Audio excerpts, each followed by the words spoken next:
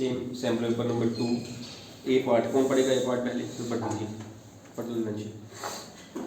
Parle Food Limited issue 10% debenture of 100 each on 1st April 15 at a premium of 5% to BMax Limited in consideration of business purchase, which includes the following: building 5 lakh, furniture 2 lakh, machinery 3 lakh, stock 50,000. Past journal entry in books of Parle Food. Yes. Topic: Cash. Issue of debenture other than cash. और यहाँ पर उसने पहले ही बता दिया है कि ये प्रीमियम पे डिबेंचर्स इशू किए गए हैं। पहले आप ये देख लीजिए डिबेंचर्स कितने के बनते हैं, 10 लाख। और what is the purchase consideration? Premium पे किए गए हैं तो 10,50,000 है ना। 1050 बन गई ना। एसेट्स लायबिलिटीज की वैल्यू नेट वर्थ कितनी बन रही है देखना है थोड़ा सा। बिल्डिंग कितनी बन रही है, इट मीन्स कोई कैपिटल रिजर्व नहीं है, कोई गुडविल नहीं है। फर्स्ट एंट्री क्या बनेगी? सारी एसेट्स डेबिट, सारी एसेट्स डेबिट। बिल्कुल। हम किसकी बुक्स में एंट्री कर रहे हैं और वेंडर कौन है?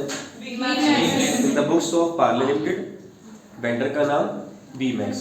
लिखिए entry: building debit, furniture debit, machinery debit, stock debit, जो वैल्यू दी हुई है उसकी, टू बीमैक्स लिमिटेड। प्लस करके 5 3 8 तो 10, 10,50,000 बन रहा है। टू बीमैक्स में भी 10,50,000। ठीक।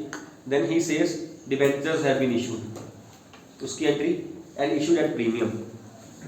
ये एंट्री मैंने सुना ली, बोलो।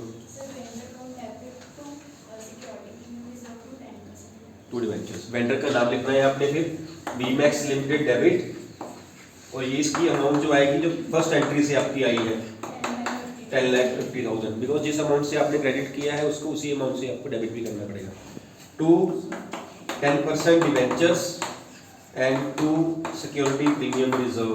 10% डिबेंचर जो है आपकी उसने बताया हुआ है कि 10,000 डिबेंचर तो 100 ईच मीन्स 10 लाख, और 5% प्रीमियम। 10 लाख का 5% निकालो 50 बच जाएगा।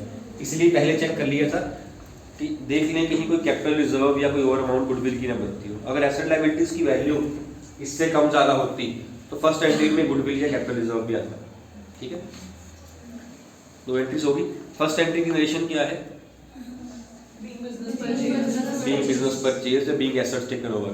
ठीक। देन सेकंड की being debentures issued at premium, being 10,000 10% debentures issued at 5% premium, है ना, इन कंसीडरेशन। ब्रैकेट्स में जो लिखते होते हैं अगर वो लिख दे तो नीचे फिर चले। ठीक। देन है इसी का पार्ट नंबर बी। कौन पढ़ेगा सब?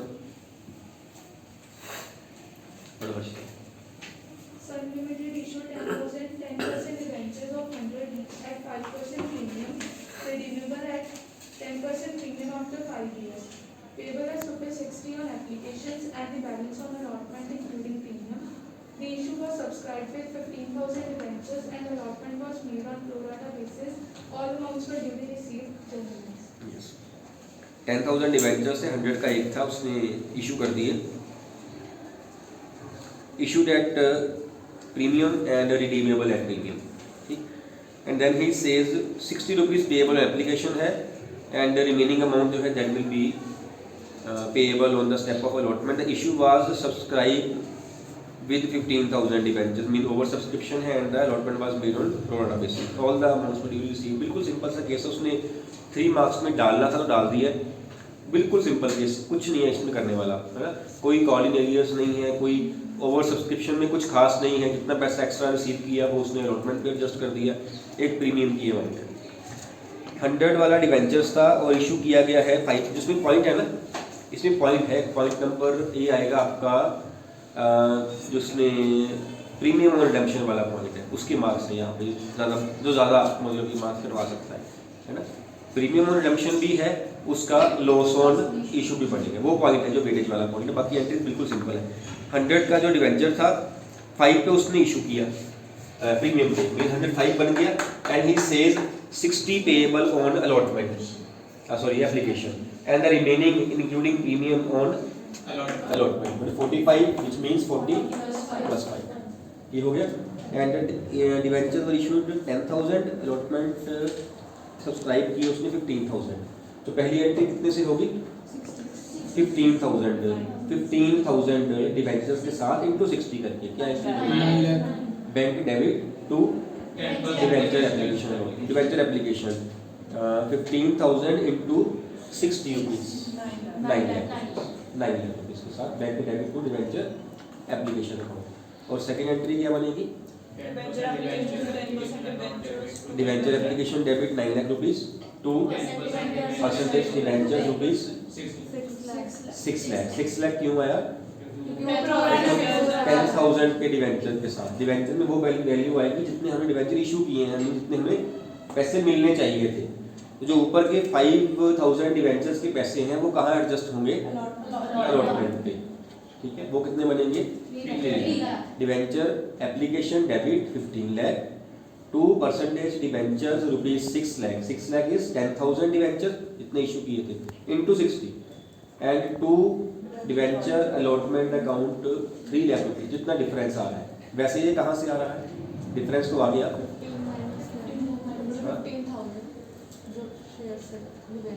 15,000 थोड़ी 5,000 इंटू 60 5,000 ओवर जो डिवेंचर्स थे into application money 60 3 lakh rupees. Then is entry number 3 allotment due की एंट्री। ये क्या बनेगी? Debenture allotment debit okay. Then बस सिक्योरिटी प्रीमियम सिक्योरिटी बस यही एंट्री है। तो अगर टू प्रीमियम रिडम्पशन है तो वो POR जो LOI है वो डेबिट भी होना चाहिए, है ना। एंट्री आपकी बनती है debenture allotment account debit to percentage debentures to security premium reserve. कितने डिवेंचर्स हैं हमारे पास? 10,000 10,000 इंटू 45 4,50,000 ऐसे ही है। 10,000 इंटू 40 4 लाख और सिक्योरिटी प्रीमियम रिजर्व 10,000 इंटू 5 50,000। ये सिंपल एंट्री थी आपकी। Now because he says the debentures have been redeemable at par also sorry premium also. Premium पे है, जब प्रीमियम पे हो तो डिवेंचर अलॉटमेंट ड्यू वाली एंट्री में करनी। ये हमने केस कहाँ पढ़ा हुआ है? General entries with terms of redemption में हमने केस किया। वहां पे एंट्रीज दो होती हैं, एप्लीकेशन अलॉटमेंट कंबाइंड दिया होता है, रिसीव्ड एप्लीकेशन अलॉटमेंट एडजस्टेड यही दिया होता है। अब यहाँ पे एप्लीकेशन अलग से है, अलॉटमेंट अलग से है। तो हम एप्लीकेशन में उसको करेंगे LOI POR को, या अलॉटमेंट में करेंगे तो अलॉटमेंट में करेंगे। अलॉटमेंट ड्यू में करेंगे या रिसीव में करेंगे?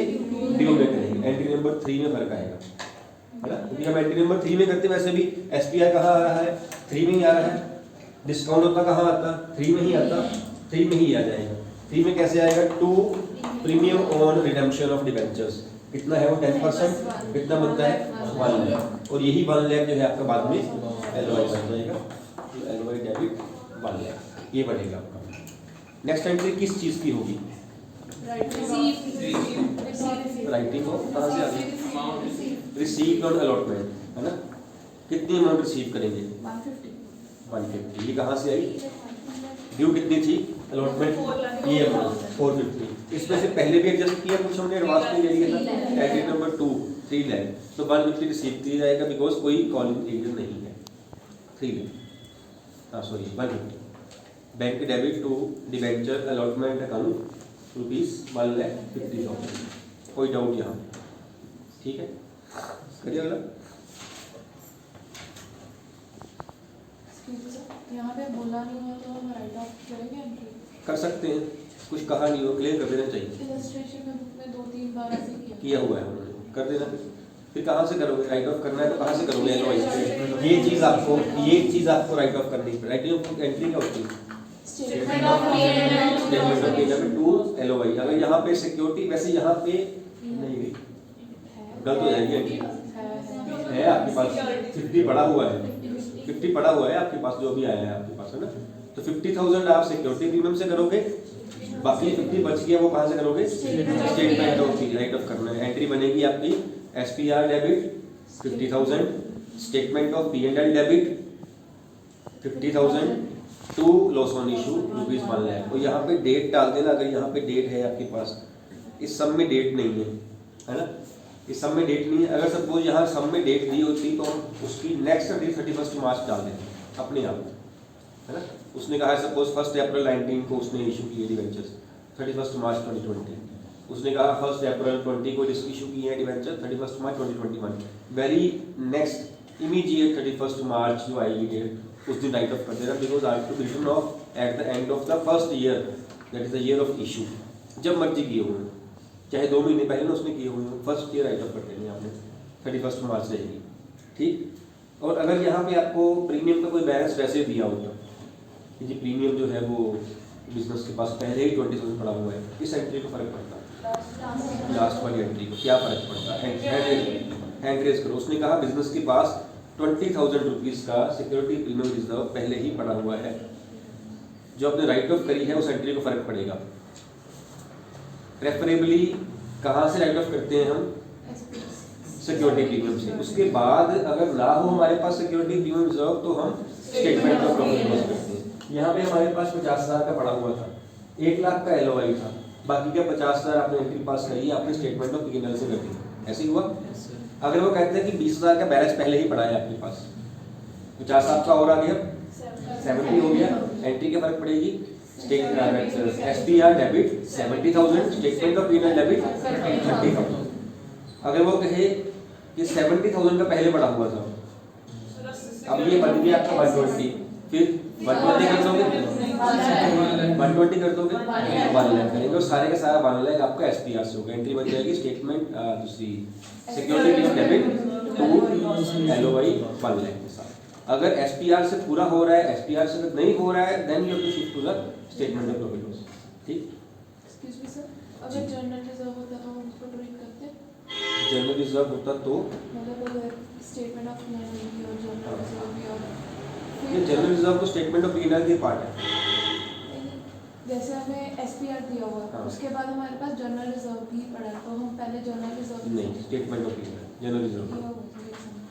जनरल रिजर्व नहीं, otherwise general reserve statement P&L के पार्ट है, देखा जाए तो, है ना, which can be used generally, तो कर दिया है इन्होंने, कर भी सकते हैं वैसे ऐसे, पर उन्होंने कहा यही हुआ है SPR या statement of P&L, they are assuming कि स्टेटमेंट ऑफ P&L में से ही तो जनरल रिजर्व क्रिएट हो रहा है, ये कौन सा स्पेसिफिक रिजर्व है ना, जनरल है, कैन बी यूज्ड एनीवेयर, तो उस हिसाब से कर दिया है, गलत भी नहीं। देन है आपका 20th question, he says particulars of receipt and payment account for Malta Club year ended 31st March 2020 is given below. Receipt side, balance total subscription of previous year, current year and next year. Donations for construction work, specific donation है ये. Entrance fees and sale of old newspaper. Payment side, salaries, postage, rent, printing stationery, miscellaneous, sports materials, furniture. Purchase date भी given है. 10% investment, purchase date given है and then closing balance. Additional में वो कहता है unpaid salaries. अंदर से आप salaries को टिक कर सकते हो. Unpaid salaries है. Then subscription outstanding was ₹5,000 as at 31st March 2020. This is the closing date. Because इस ऐसे वाले सम में ना आपने डेट का बहुत ध्यान रखना है, ओपनिंग है या वो क्लोजिंग है, उसी के हिसाब से प्लस माइनस होना है। ₹1,000 is still in arrears for 18-19 on account of subscription. It is still in arrears. Then है आपका balance of opening sports period was 6,000 and closing was 15,000. Item consumable, वो वाला फार्मूला लगना है, opening stock plus payment minus closing stock. Then provide depreciation at 10% per annum on furniture. Prepare income expenditure account keeping in view above it. सिर्फ income expenditure account। तो कई बातें ऐसी हैं जो हमारी शायद काम ना आए, क्योंकि बैलेंस शीट नहीं पूछी गई है और बैलेंस शीट में काम आती है, ठीक। अभी जब आप रिसिप्ट पेमेंट अकाउंट में से इनकम एक्सपेंडिचर बनाओगे तो पहले एक्सपेंस साइड शुरू करो। चलो, फर्स्ट आइटम सैलरी, कितनी वैल्यू आएगी इसकी 48,000, 44 प्लस 4 जो आपको बाहर एडजस्टमेंट दी हुई है ना, अनपेड सैलरीज है 48,000। सेकेंड है पोस्टेज, एज इट इज आ जाएगी, कोई इसकी एडजस्टमेंट नहीं है। देन है रेंट और देन है प्रिंटिंग एंड स्टेशनरी, ये सारी आइटम और मिसलेनियस भी, ये सारी ऐसे ही आ जाएंगी, इनकी बिना एडजस्टमेंट, कोई एडजस्टमेंट नहीं है। पोस्टेज, रेंट, प्रिंटिंग स्टेशनरी और मिसलेनियस एक्सपेंसेस, ये ऐसे ही आ जाएंगे। हो गए, कोई पॉइंट यहाँ तक नहीं, किसी को भी नहीं गोयल, ठीक है, नहीं कर रहे हैं मेरे साथ करना, कोई बात नहीं, उसमें से पॉइंट है तो वैसे आप कर लो, ठीक। Then is he says sports material, hopefully आपने एडजस्टमेंट जिसकी है आइटम को टिक किया हुआ है, तभी आप ठीक कर पाओगे, तो कटिंग हो जाएगी सामने, है ना। ये स्पोर्ट्स मटेरियल दिया हुआ है, इसकी एडजस्टमेंट भी दी हुई है, तो फार्मूला आप लगाओगे कौन से वाला, मटेरियल प्लस परचेजेस ओपनिंग कितना दिया हुआ है 6000 परचेज 12,000 क्लोजिंग माइनस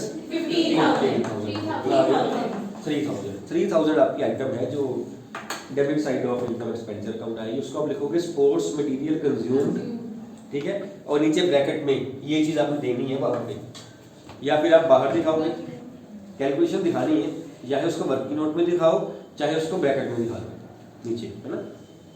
ब्रैकेट में दिखाना थोड़ा सा इजी लगता है कि साथ में एक तो हो जाता है ना, और एक को हेडिंग वोडिंग में देना पड़ता है, हेडिंग लिखना पड़ता है calculation of sports material consume, इतनी देर में तो हम ये लिख लेंगे सारा कुछ, है ना।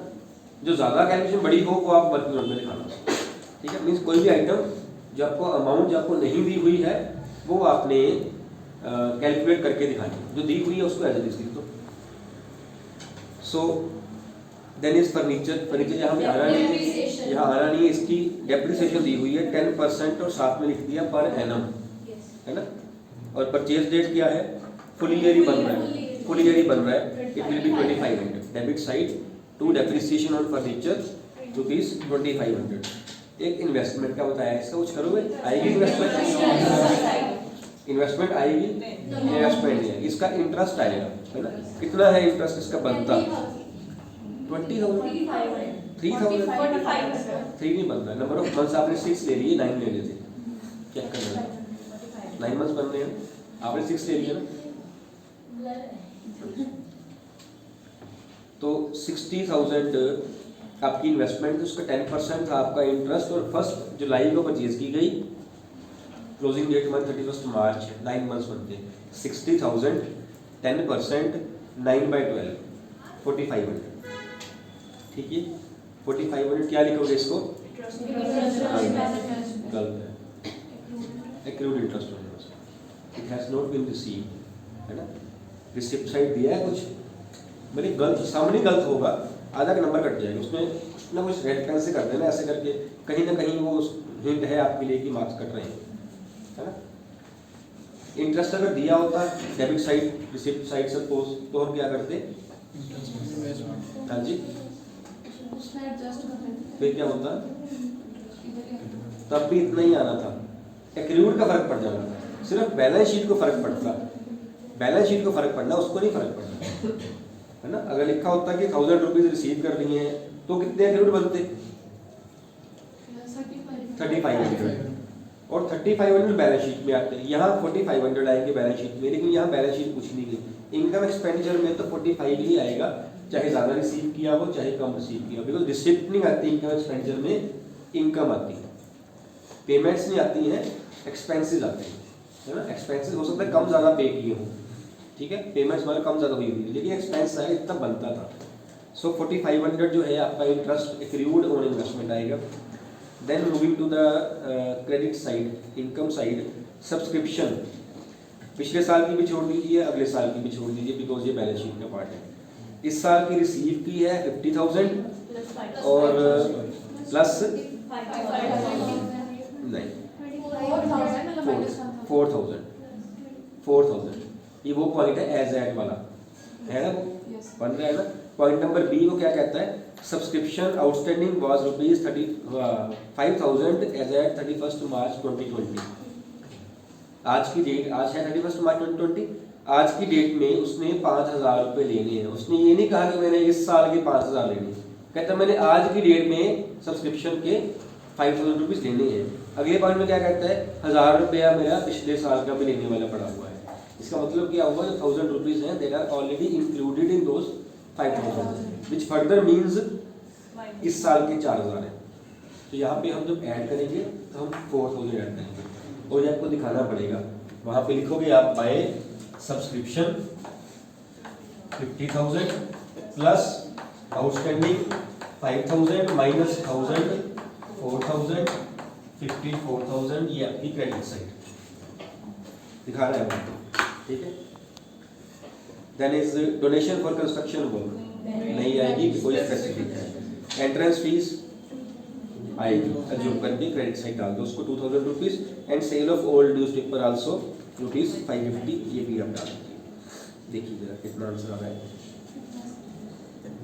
डेफिसिट है यहाँ मेरे पास आ रहा, कितना है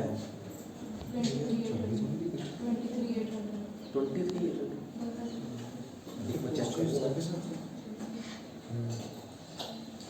कैलकुलेशन चेक करना, सब कुछ ठीक है। किसी का आंसर आया हो तो बता दीजिए। यस, ये भी गलत है। हाँ जी, मिसलेनियस एक्सपेंस की अमाउंट क्या है? मिसलेनियस एक्सपेंसेस की अमाउंट है आपकी 2600, 27,800, ये भी गलत है। 15,000, यस 15,800।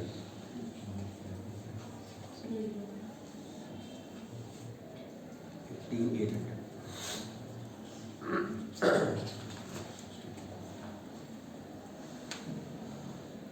आगे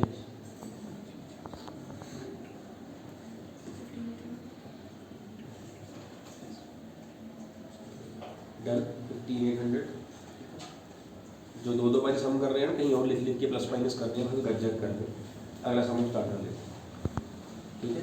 प्लस माइनस वही किया था, 21st सम, फर्स्ट पार्ट पढ़ो, सम तो कौन पड़ेगा, कोई और, बस वही 3-4 बच्चे, तनवीर हो गया 5 हो गया। चलो पढ़ो Tanveer. Following is the balance sheet of A and B as at 31st May 2020. Amounts पढ़ेंगे। अमाउंट नहीं पढ़े, आइटम पढ़ दो। Liability side creditors, employment provident fund, workmen's compensation for fund, capital accounts A and B. Bank debt, asset side, bank debtors, less provision for doubtful debt, stock, plant and machinery, goodwill, profit and loss account. C was admitted as a partner for 1/5 share in profit with the following. Bad debts amounted to 1,500 to be written off. Stock worth 5,000 is taken over by A and remaining stock is taken over by A and B in their profit sharing ratio. Plant and machinery and goodwill were valued at ₹40,000 and ₹50,000 respectively. C will bring his share of goodwill in cash amounting to ₹10,000. C will bring 18,125 as his capital. Prepare revaluation account and partners capital account. Yes. Evaluation and partners capital only, balance sheet has not been asked. अब liability side में जब आपको workman compensation fund दिया, उसकी treatment क्या रहेगी?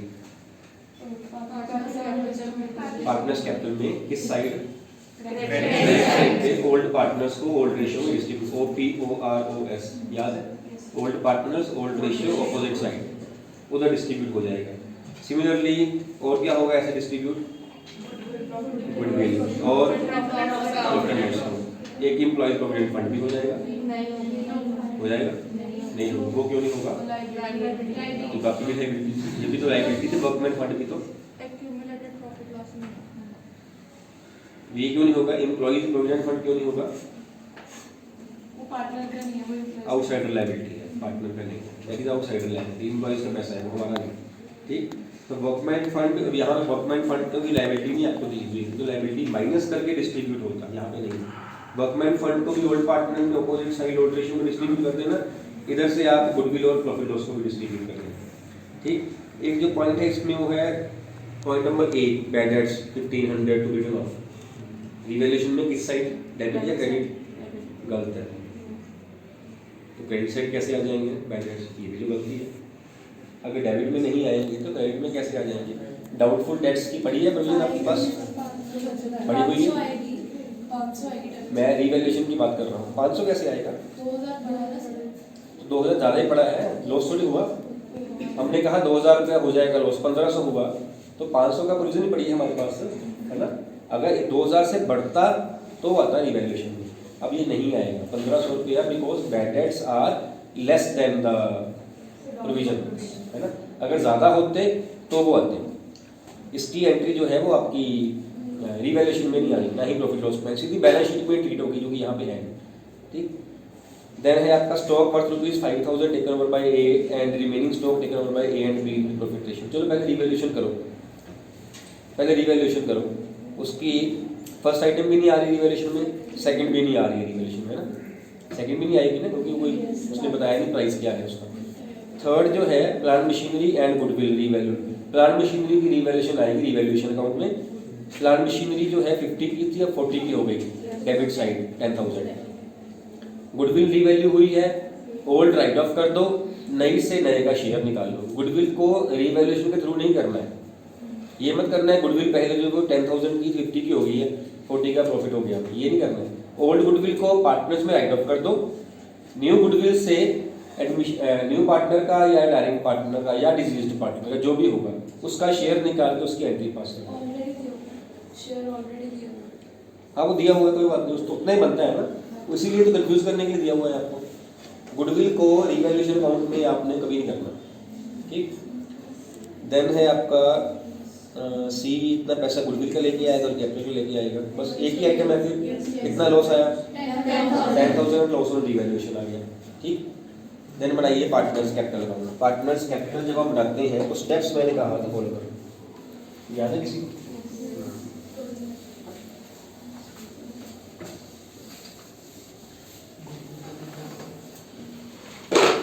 Partners capital सब number कौन सा है? 21 का first partners capital account. Partners के नाम क्या है? ABC।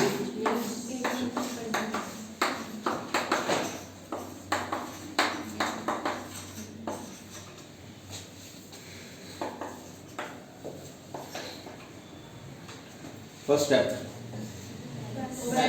ओपनिंग बैलेंसेस, इन दोनों को यहाँ डाल दीजिए जो भी गिवन है। उसके बाद नेक्स्ट स्टेप न्यू पार्टनर, क्या डालना है? कैश की बैंक बाय बैंक कितना लेके आए? 18,125 ये दिया हुआ। Then third step goodwill block by new partner, by क्या लिखोगे? प्रीमियम फॉर गुडविल, और पैसा कहाँ आएगा? ए और बी में ratio equal, old ratio equal है, बताई नहीं हुई है, तो न्यू भी सैक्रिफाइसिंग भी सेम हो जाएगी, 5,000 ए का और 5,000 बी का। देन उसके बाद लॉस ऑन रिवैल्यूएशन, इधर आ जाएगा आपका कितना लॉस आ रहा था? 10,000, 5 and 5। Then workman compensation fund कितने का दिया हुआ है? ये 15, 7,500 और क्या दिया हुआ है? गुडविल ओल्ड और प्रॉफिट लॉस का बैलेंस दिया हुआ है, कितना कितना? Goodwill 10 and profit loss 6,000, 3 and 3। ऐसे सारे स्टेप्स हो गए। एक रहता है जो उसने एसेट टेक ओवर करी है ना, ये ज़्यादा 6 मार्क्स क्वेश्चन लगता है मेरे को, ज़्यादा सिंपल हो जाएगा, नहीं तो 6 का नहीं 8 का है, 8 का है 21st सम है ना, ये 8 का है सैम्पल के हिसाब से, ज़्यादा सिंपल हो जाएगा, है ना। तो जो पॉइंट नंबर बी है आपका, asset has been taken over, stock taken over by A, कितने का? ए ने लिया, बी ने कितना लिया, ये देखते हैं। स्टॉक 5,000 का ए ने एक ले लिया, स्टॉक था कितने का हमारा? 10,000। कहता है remaining stock has been taken over by A and B in their profit ratio, remaining कितना बचा?